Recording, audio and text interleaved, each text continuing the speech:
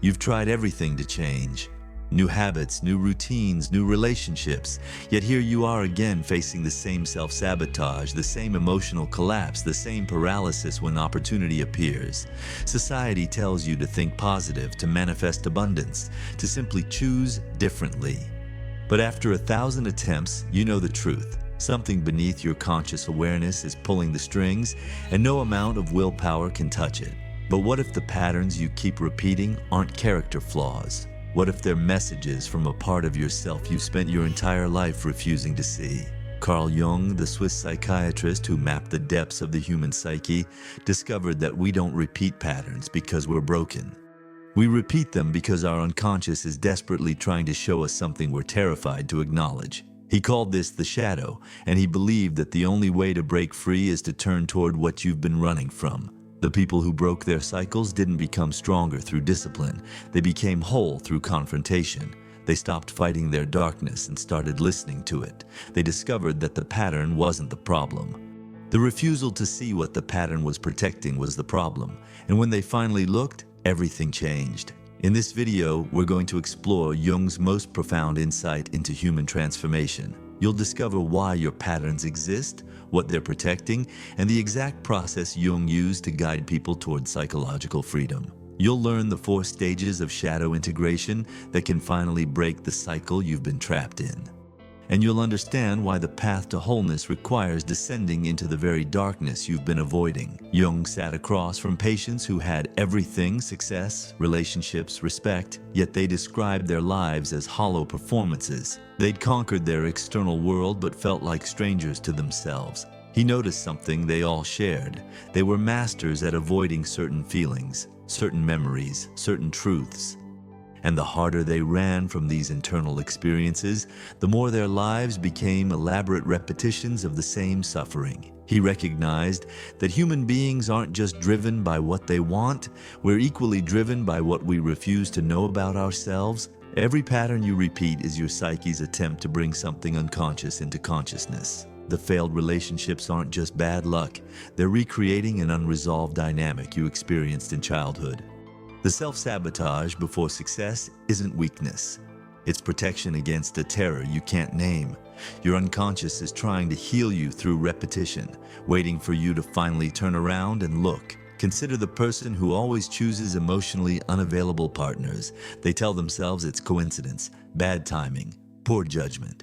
But Jung would see something else. A pattern designed to recreate the feeling of longing they experienced with a parent who couldn't provide emotional presence. The unconscious doesn't repeat patterns randomly.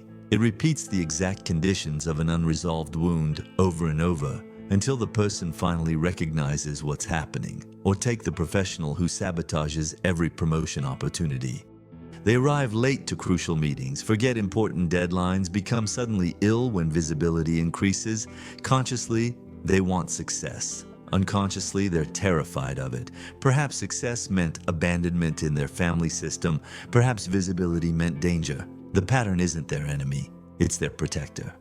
And it will continue protecting them until they're ready to examine what it's protecting them from. Jung understood that beneath our conscious personality lies everything we've rejected about ourselves. The rage we couldn't express as children, the needs we learned were shameful, the parts of ourselves that didn't fit our family's expectations. We don't eliminate these aspects. We push them into the unconscious where they continue to live, influencing every decision we make.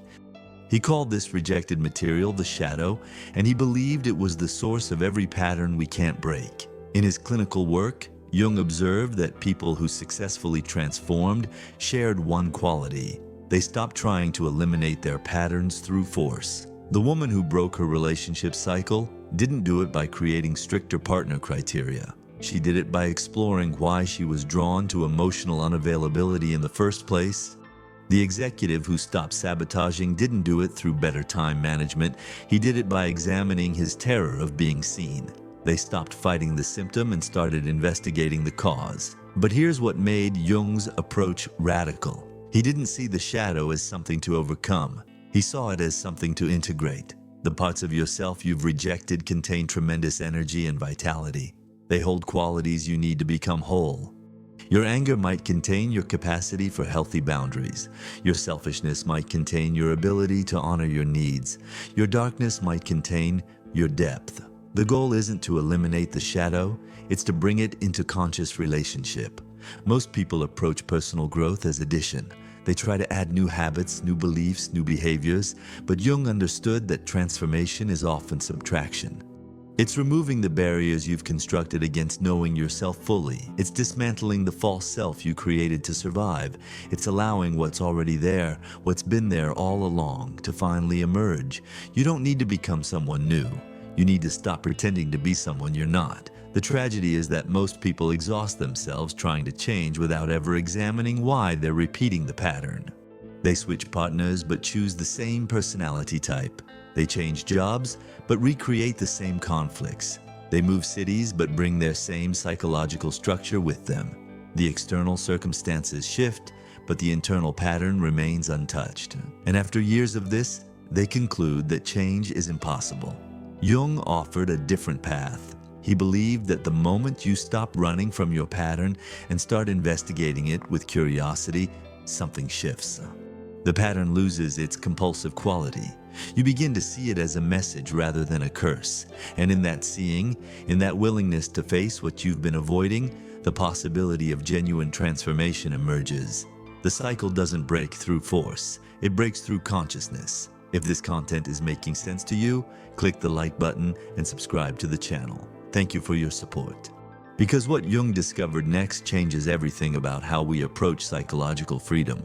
The question isn't how to stop repeating patterns. The question is, are you ready to see what your patterns have been protecting you from all along? Because once you truly see it, you can never unsee it. And that's where the real work begins. Most people misunderstand what Jung meant by shadow work. They think it's about acknowledging you have negative traits. Maybe admitting you're sometimes selfish or jealous or angry. But Jung was pointing to something far more destabilizing. He was talking about encountering parts of yourself so unacceptable, so threatening to your conscious identity, that your entire personality structure was built to keep them hidden. The shadow isn't just negative traits.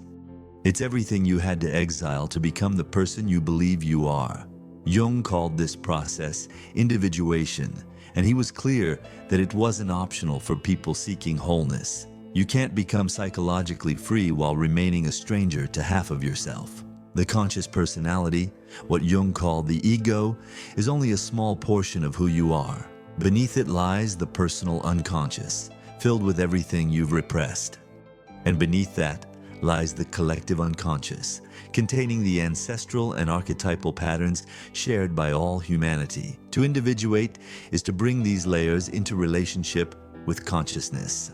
In 1913, Jung made a decision that would define his life's work. At 38 years old, at the height of his career, he deliberately descended into his own unconscious. He'd broken from Freud, lost his academic standing, and faced a psychological crisis that threatened his sanity. Rather than fighting his inner turmoil, he decided to explore it. He began a practice he called active imagination, intentionally engaging with the images, voices, and figures emerging from his unconscious. He would sit in his study, quiet his conscious mind, and allow whatever wanted to emerge to come forward. Dark figures appeared. Terrifying images surfaced. He encountered aspects of himself that contradicted everything he believed about who he was. He didn't try to interpret them away or control them. He engaged them in dialogue. He asked them questions. He listened to what they had to say. This wasn't comfortable inner work. This was psychological spelunking into territories most people spend their lives avoiding. For years, Jung worked in this way. He documented his experiences in what later became known as the Red Book. There was nothing romantic about this process. No Instagram-worthy affirmations, no quick fixes. Just a man sitting alone with the most uncomfortable aspects of his own psyche, refusing to look away. He didn't know if he was going mad. He didn't know if he'd emerge intact. But he understood that genuine transformation required this descent. What he discovered there changed his understanding of the human psyche forever. He realized that the figures emerging from his unconscious weren't random. They were archetypal, carrying patterns that existed long before his individual life. He encountered the shadow, the anima, the wise old man, the trickster. Each one represented aspects of himself and of human nature itself, and each one had something crucial to teach him about wholeness. Jung came to understand that the unconscious isn't just a repository for repressed trauma, it's also a source of wisdom, creativity, and vitality. But you can't access these gifts while simultaneously refusing to acknowledge what else lives there. The shadow and the gold are inseparable. You can't cherry-pick which unconscious material you're willing to face. You either turn toward all of it or you remain locked in the cycle of repetition. The patterns you can't break are your psyche's way of knocking on the door, asking to be seen. Every failed relationship is the shadow saying, "Look at what you're avoiding." Every self-sabotage is the unconscious saying, "There's something here you need to integrate." Every compulsive behavior is an unlived part of yourself demanding recognition. The pattern isn't punishment, it's invitation, but you have to be willing to accept it. Jung developed a specific framework for this work, and it's more systematic than people realize. Shadow integration isn't about vague self-reflection. It's about identifying the specific material you've repressed, understanding why you repressed it, and consciously choosing to bring it into relationship with your ego. It requires honesty most people aren't willing to bring to their inner lives. It requires sitting with discomfort most people are too afraid to feel. And it requires a level of psychological courage most people don't know they possess. This brings us to the practical question: how do you actually do this? How do you identify your shadow? How do you bring unconscious patterns into consciousness? How do you integrate what you've spent your entire life rejecting? Jung didn't leave this abstract. He provided a clear method, tested through decades of clinical work and personal practice. And that method has 4 distinct pillars. Shadow work, in Jung's framework, isn't therapy speak for being nicer to yourself. It's a precise psychological process of making the unconscious conscious. It requires structure because without structure, you'll simply reinforce the same defenses that created the pattern in the first place. Your ego is skilled at maintaining its illusions. It will convince you that you're doing deep work while actually keeping you safe from genuine confrontation. Jung knew this, which is why he emphasized the need for systematic practice. The method has 4 essential pillars. Each one builds on the previous, and skipping any of them will undermine the entire process. This isn't quick, this isn't easy, but it's the only path Jung found that actually breaks the cycle of repetition. Projection work, recognizing yourself in others. The first entry point to your shadow is through projection. Whatever you have a strong emotional reaction to in others is showing you something about yourself. If someone's arrogance enrages you, investigate your relationship with your own power. If someone's neediness repels you, examine your own rejected dependency. If someone's success triggers intense jealousy, look at your own unlived ambitions. Your emotional charge is the compass pointing toward rejected aspects of self. Jung said that when you react disproportionately to someone else's behavior, you're not seeing them clearly. You're seeing your own shadow projected onto them. Dream analysis, listening to the unconscious. Your dreams are direct communications from the unconscious, and they're specifically designed to show you what consciousness is missing. Jung approached dreams not as random neurological noise, but as purposeful messages from the parts of yourself you've exiled. Start recording your dreams immediately upon waking. Don't interpret them logically, feel into them. Notice which figures appear, which emotions dominate, which situations repeat. The angry figure in your dream might be your rejected rage. The drowning scenario might be your suffocated authenticity. Your unconscious is speaking to you every night. The question is whether you're willing to listen. Active imagination, dialoguing with the shadow. This is the practice Jung himself used during his descent. Sit quietly, close your eyes, and ask your unconscious to show you what needs to be seen. Allow an image, a figure, or a feeling to emerge without forcing it. Then, rather than analyzing it, engage it directly. If a dark figure appears, ask it questions. What do you want from me? Why are you here? What part of me are you? Let it respond. This isn't make-believe.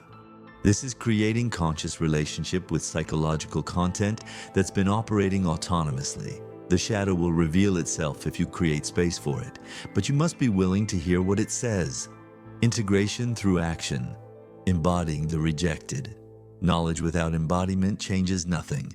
Once you've identified shadow material, you must consciously integrate it through behavior. If you've discovered your rejected anger, you need to practice healthy expression of boundaries. If you've found your exiled vulnerability, you need to risk authentic emotional exposure. If you've located your suppressed ambition, you need to take concrete steps toward your desires. The shadow doesn't integrate through insight alone, it integrates through lived experience. You must behave differently even when it terrifies you. Jung's own life demonstrates this method. After his years of descent, he emerged fundamentally changed. He built a tower at Bollingen where he could work in solitude. He sculpted stone, he wrote extensively. He didn't just think about integration, he lived it. He embodied the hermit archetype he'd discovered in his unconscious. He gave form to his inner life through external action. This is what integration looks like. Not perfect, not polished, but authentic. The process requires relentless honesty. You'll discover things about yourself you'd rather not know. You'll face impulses you've judged as unacceptable. You'll encounter rage, jealousy, cruelty, selfishness, and fear that contradict your self-image. The temptation will be to spiritualize it away, to convince yourself you've moved past it, to return to the comfortable illusion of who you think you are. Don't. Stay with the discomfort. That's where the transformation happens, and understand this. Integration doesn't mean acting on every shadow impulse. You don't integrate your aggression by becoming violent. You integrate it by acknowledging it exists, understanding what need it's trying to meet, and finding conscious ways to honor that need. Integration is bringing shadow material into relationship with consciousness so it stops controlling you from beneath awareness. It's transforming unconscious compulsion into conscious choice. This leads to the most challenging part of the journey, because once you begin this process, you can't stop it halfway. The shadow, once glimpsed, demands full recognition, and what emerges from that recognition will test everything you believe about yourself. This is the confrontation Jung spoke of. This is where most people turn back. But this is also where genuine transformation becomes possible. The moment you stop running from your shadow, something unexpected happens. Silence descends. Not the peaceful silence of meditation, but the heavy silence of a room where something unspoken finally demands to be addressed. You've spent years constructing your personality, carefully curating which parts of yourself are acceptable. Now you're facing everything you left out. And it's angry. The real test of shadow work isn't the intellectual understanding, it's the visceral experience of sitting with the parts of yourself you've condemned. You'll identify the shadow material through projection, dreams, and active imagination. Then comes the harder part, staying present with it. Your mind will generate 1,000 reasons to stop. You'll suddenly remember urgent tasks. You'll feel overwhelming fatigue. You'll convince yourself this is self-indulgent, unnecessary, even dangerous. These aren't random thoughts. They're your psyche's defense mechanisms activating because you're approaching material it has worked tirelessly to keep hidden. Jung called this resistance the psyche's protective function, and he warned that it intensifies precisely when you're closest to breakthrough. The person who's discovered their shadow rage will suddenly feel an overwhelming compulsion to be extra kind, extra helpful, extra understanding. The person who's encountered their shadow selfishness will frantically try to prove their generosity. The person who's found their shadow weakness will desperately assert their strength. Your ego doesn't want integration. It wants preservation of the familiar identity. Even if that identity is causing suffering, at least it's known. When you persist anyway, when you refuse to abandon the confrontation, something darker emerges, not just the shadow material itself, but the reasons you had to reject it in the first place. You don't repress anger randomly. You repress it because expressing it once led to punishment, abandonment, or danger. You don't hide your needs arbitrarily. You hide them because revealing them once resulted in shame or rejection. Behind every shadow lies a wound. And examining the shadow means touching that wound. This is where people often break. They encounter not just the rejected material, but the pain that caused the rejection. The memory of the parent who shamed their exuberance. The experience of the peer group that mocked their vulnerability. The moment they learned that being themselves meant losing love. The shadow isn't just composed of unacceptable traits. It's composed of survival decisions you made when you had no other choice. And now, you're being asked to reconsider them. Jung understood that the unconscious doesn't reveal itself all at once. It reveals itself in layers, each one deeper and more destabilizing than the last. You might begin by acknowledging minor irritations with others, then you discover significant anger you've suppressed, then you find rage that terrifies you. Then beneath that rage, you find the vulnerability you couldn't protect. Then beneath that vulnerability, you find the need you couldn't express. Each layer strips away another defensive structure until you're facing the raw, undefended self you've spent your life armoring against. What makes this bearable is Jung's insight that the shadow isn't evil. It's unlived. The rage you're encountering isn't destructive impulse. It's life force that couldn't find expression. The selfishness you're discovering isn't moral failure. It's self-preservation your circumstances required you to suppress. The weakness you're facing isn't inadequacy. It's the honest acknowledgement of your human limits. When you stop judging what you find and start understanding it, the nature of the confrontation changes. You begin to see that the pattern you've been repeating is actually your psyche's attempt at communication. Every failed relationship was asking, will you finally look at your attachment wound? Every self-sabotage was asking, will you examine your fear of success? Every compulsive behavior was asking, will you acknowledge the need this is attempting to meet? The pattern isn't random psychological malfunction. It's targeted, specific, purposeful messaging from the unconscious. And it will continue until you receive the message. Jung believed that the confrontation phase often involves what he called the night sea journey, a period of psychological darkness where your old identity is dissolving, but your new identity hasn't yet formed. You're between worlds, nothing feels solid, your familiar coping mechanisms don't work anymore, your usual sources of meaning feel hollow. This isn't depression in the clinical sense, though it can resemble it. This is the necessary dissolution that precedes reconstitution. You can't integrate the shadow while maintaining your current personality structure. Something has to die so something else can be born. The mistake people make is trying to rush through this phase. They want the insights without the discomfort. They want the transformation without the disintegration. But Jung was clear, there are no shortcuts. The psyche has its own timeline. The unconscious reveals itself according to what you can bear, not according to what you want. Your job isn't to force the process. Your job is to stay present with whatever arises, no matter how uncomfortable, until it's ready to transform. What emerges from this sustained confrontation is unexpected, not transcendence, not enlightenment, not the elimination of your struggles. What emerges is recognition. You finally see yourself clearly, perhaps for the first time. You see the wounds that shaped you, the defenses you constructed, the prices you've paid, and in that seeing, something loosens. The compulsive quality of your patterns softens. You still feel the impulses, but you're no longer at their mercy. You've created space between stimulus and response. That space is freedom. The transformation doesn't announce itself with fanfare. It happens slowly, almost imperceptibly, like ice melting from the inside. You're still doing the work, still sitting with the uncomfortable material, still confronting your shadow.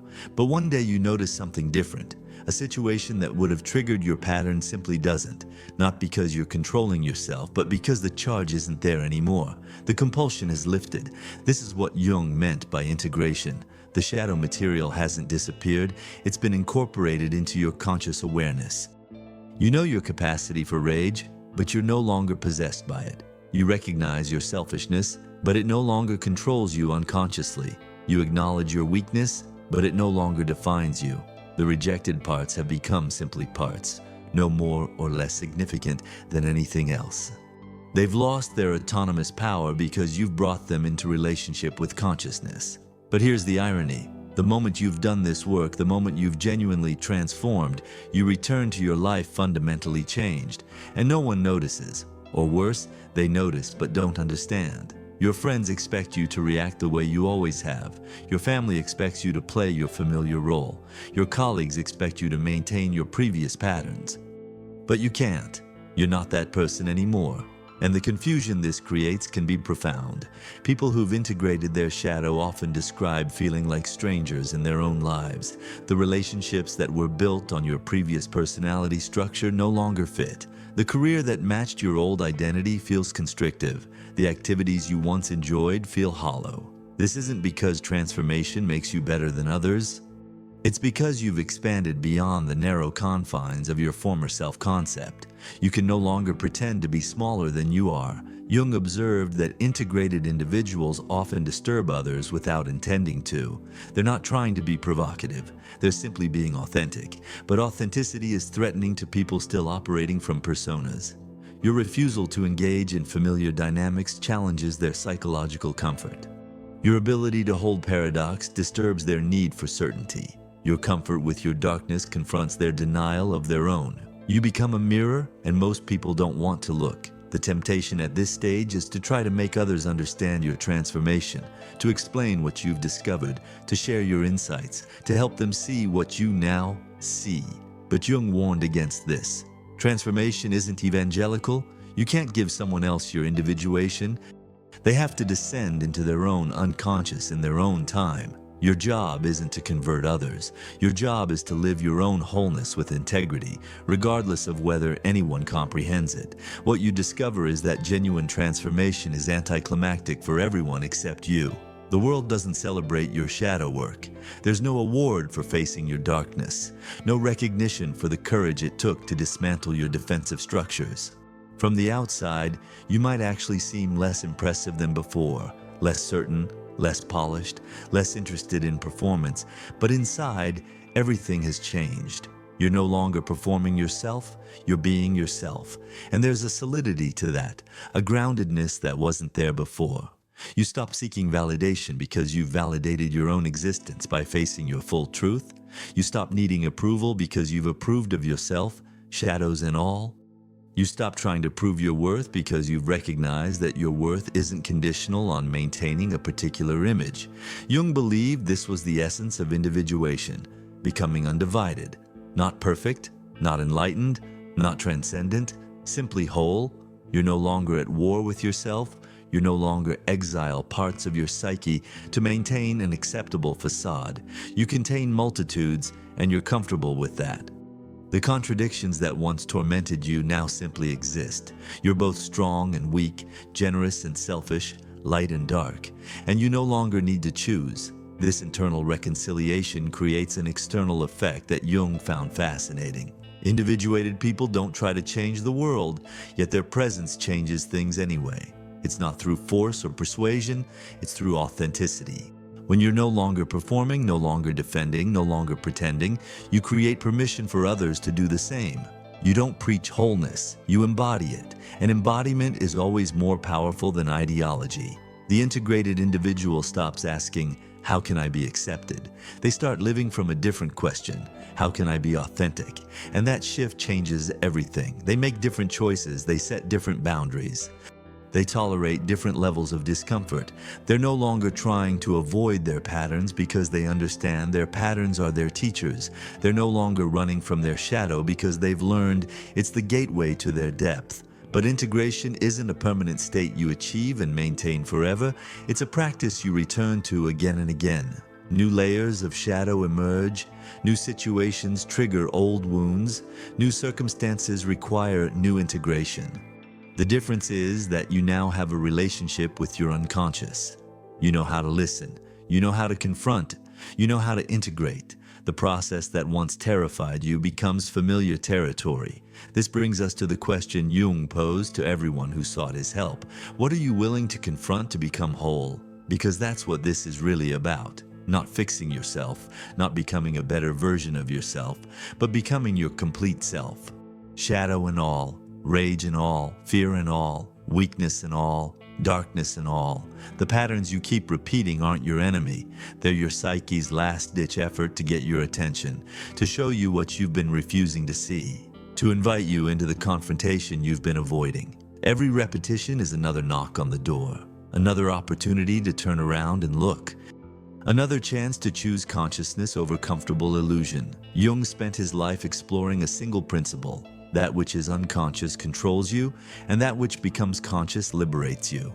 Your shadow will continue to operate in darkness, sabotaging your relationships, derailing your success, perpetuating your suffering, until you're willing to shine light on it. Not to eliminate it, not to fix it, but to recognize it, to understand it, to integrate it into your conscious awareness. This is alchemy. Not the medieval pursuit of turning lead into gold, but the psychological process of transforming unconscious compulsion into conscious choice. The lead is your rejected material, your shadow, your unlived life. The gold is your wholeness, your authenticity, your genuine freedom.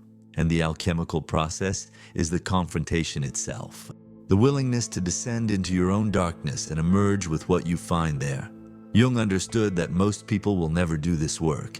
They'll spend their entire lives running from their shadow, wondering why the same patterns keep appearing.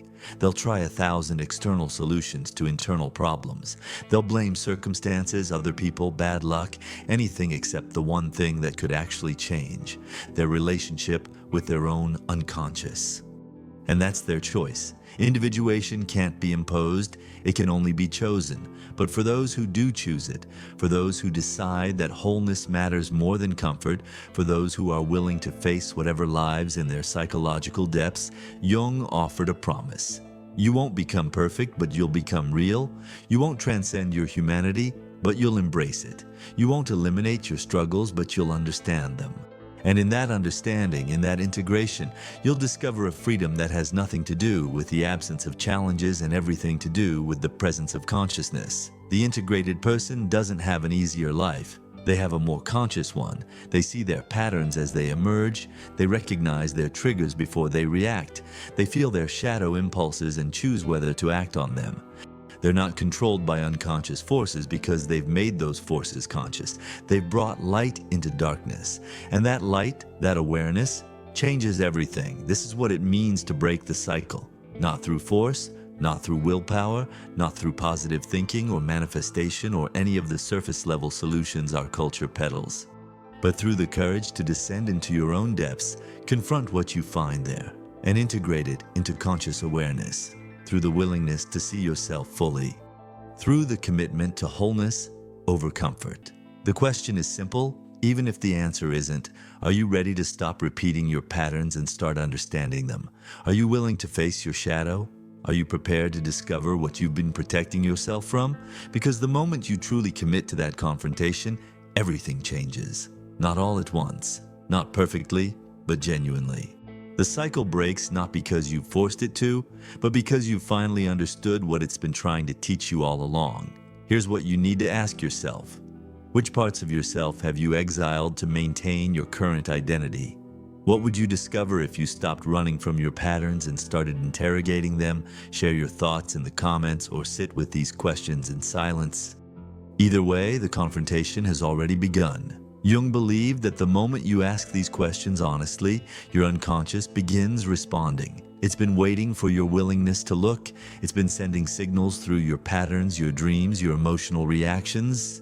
And the moment you stop defending against its messages, it starts revealing what you've needed to see all along. If this video challenged your understanding of personal transformation or gave you a new framework for examining your patterns, leave your like and subscribe to the channel to continue exploring the human psyche through Carl Jung's profound work. Until the next video.